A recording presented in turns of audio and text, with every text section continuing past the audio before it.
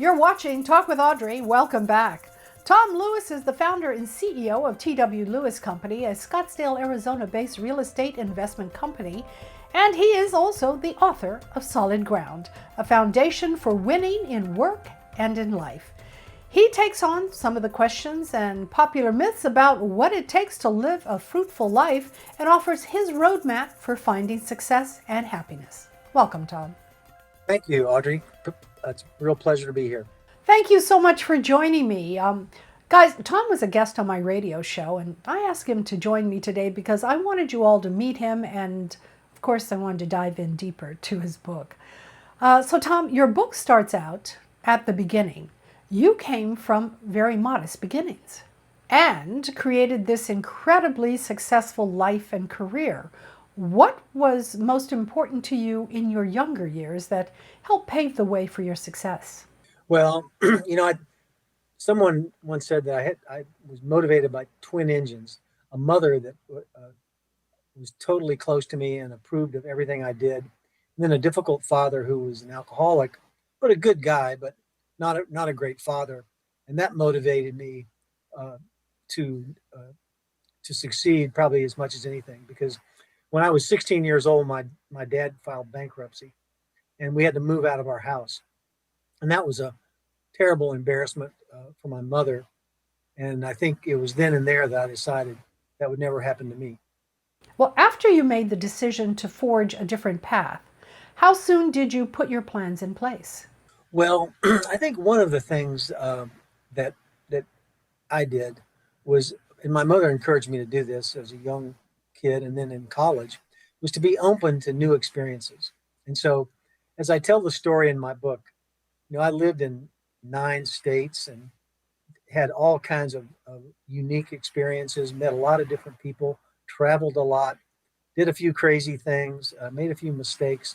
But in doing all that, really just kind of put together a really good list of experiences from which I learned and took away different lessons from different experiences. And I think that's kind of where I got what I think is a little bit of wisdom.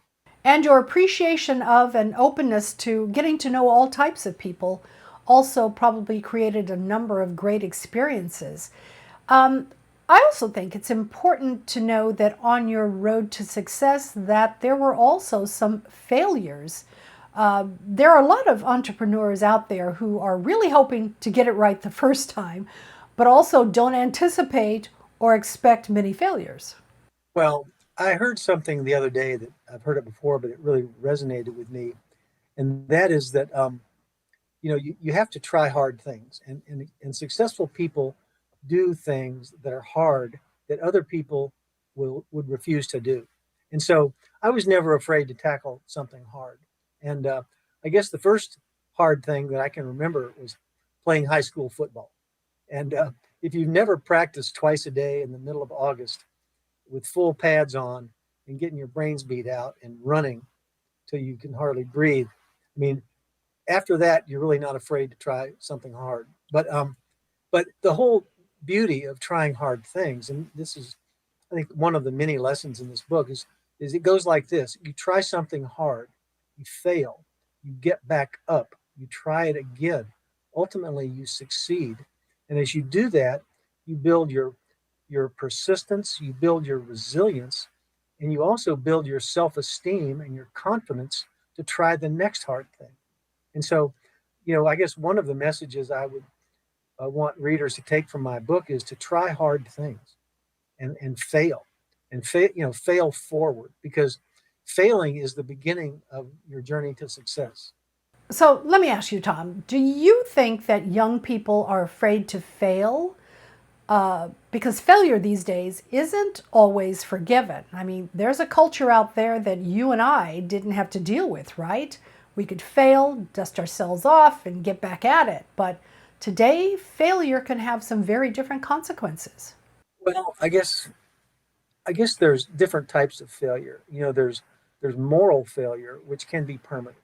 That's why the first chapter in my book is on personal character, because there's a quote in there that says, if you have personal character, nothing else matters. And if you don't have personal character, nothing else matters. I mean, It only takes one thing. Uh, Bill Gates, or not Bill Gates, Bill Clinton, Tiger Woods, uh, you know, some of the baseball players that cheated. It just takes one moral failure, and then you can be canceled. But other failures that don't involve failures of character are forgiven, I think. And so, but yes, there is a broad range of failures that people can be canceled for today. And so there is that fear. And, the scariest thing that I've learned in working with universities is that a third to a half of the students are on anxiety medication because they're so anxious about everything. And I Mm. think that's sad. And so, what I'm trying to do in this book is to tell them the truth about life and about success.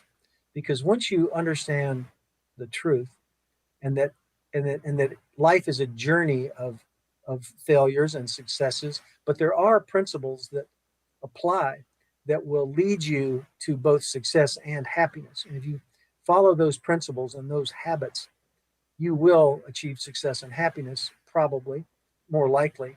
And I think that will help that anxiety to just melt away, because the idea of an 18, 19-year old student being afraid is just, to me, a terrible thing. And that should be the happiest time of your life. And it actually is the happiest time in your life. If you read my book, there's a chapter on happiness, and I hope that you do read it. But happiness peaks at about age 18, declines to the lowest level at 50. This is on average, and then begins getting better again. Uh, so you should be happy when you're in college, not anxious. Right. And it's also an opportunity to become a well rounded person. Talk about the importance of character and integrity and the importance of those two components to success, because I think that's something that's misunderstood when people are trying to build a business or even go to work for someone. Yeah. Well, when you talk about personal character, I think you have to make a list of the criteria or the characteristics that you're talking about. And like everything that's important, it's not as simple as we like to make it. Um, for example, there are two types of character. There's moral character, which would be honesty, integrity, compassion, uh, things like that. Moral character, and then there's performance character, which is hard work, uh, persistence. So the moral character makes you a good human being. The performance character makes you a good worker, but they're two different things. Just because somebody is a hard worker and is persistent doesn't mean they have moral character. So to understand character, you have to understand there's differences like that. But when I started my company, the first thing I did, which is probably the best thing I did, was to lay out a very inspirational vision statement that we wanted to become the best home building organization in America as measured by product quality, customer satisfaction, and profits. And that if we could deliver a great product and great customer service, we deserve to make some money. Okay. But if we didn't do those two things, then we probably didn't deserve it. And so, but then we listed our 6 core values and we put them on the wall and defined them. And they were honesty, integrity, hard work, achievement, compassion, and reliability. And who wouldn't want their home builder to be all those things? And so we didn't keep those our values a secret. And every employee I ever had totally bought in to that vision statement and to those values. So you kind of got to, in my book, I give some exercises where you can make a list of your top performance values and your top moral traits, and then just try to get better. That's all you can do.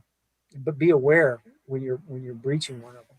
These days, a lot of young folks are saying, and I'm sure you've heard of this because it's one of your myths versus realities. But I just want to hear from your perspective. So, what they're basically saying is that you've got to learn to work smarter, not harder. Well, clearly you have to do both. But what I don't like about that phrase is that it implies that if you just work smarter, you don't have to work harder. And I can tell you, if you talk to anybody that has had any kind of significant success in the last 50 years or maybe 2,000 years, they will tell you that they work in at least, probably 60 to 80 hours a week. And a lot of people think, oh, 40 hours a week, that's a full week. But as I tell in my book, a 40-hour week is like going to class in college. If you just go to class and don't do your homework and don't do anything else, you'll probably get a C in that course. Same thing in work. If you put in your 8 hours a day and clock out at 5 o'clock, you're going to be average, and that's not a successful career. But if you want to be successful, you've got to put in more time because the work is never done. And so, I mean, in my case, I'll say I work probably close to 80 hours a week my whole career, and I probably still do. Maybe maybe I'm down to 60, but I get twice as much done as people that work 40 hours a week. And so I'm just, me and other people like me, and there's a lot of them. We're just way ahead, you know, and that's the truth. And you probably have time management down pat. Yeah, and you don't waste time. Wasting time is the just drives me crazy. I can't stand it, and I think a lot of people that way. And that really though goes back to my one of my core values, which is utilitarianism, or not utilitarianism, but utilitarian value, which just says I don't like to waste anything. I don't like to waste time. I don't like to waste money. I don't like to waste resources. I try to make the most out of everything, and that's a great value to have in business, especially home building, because there's a lot of waste in home building. Tom, how do you define success? I know that everyone has different ways that they look at it, feel about it, but how would you define it for yourself? And a comment there first. I've interviewed over 400 high school kids, and that was so much fun. I'd spend an hour one on one just getting to know them. But I had a few trick questions, and one of them was, how important is career success to you? And they would say, well, it's kind of important, but it's not so important that I would give up my happiness. And so the myth is that you can't have both. You can, if you try too hard to make money or be successful, you're not going to be happy. But as I lay out in my book, that's probably one of the bigger myths out there, that happiness and success are completely unrelated. You can have one, you can have both, or you can have neither. But but so my definition of success is not money, and it's not anything material. It's the progressive realization of a worthy ideal. And by the way, Earl Nightingale came up with that definition, not me. And that was close to 100 years ago. But it is, to me, the way it really is, because it's a progressive realization. You don't achieve success in a week or a month or a year. It's really over a long period of time when there's a lot of ups and downs, and failures and short-term failures, and then but ultimately when you look at people that have really had a record of success, that's what it is, a progressive realization of a worthy ideal. And that's why the worthy ideal is so important. That you have to set that clear goal for yourself. Well, there's another very important aspect to your life that you spoke in depth about, and that's about relationships. Why is the partner that we choose in life so important to success? Wow. Well, I mean, of course, that's huge. That's the number one relationship you're ever going to have in your life. And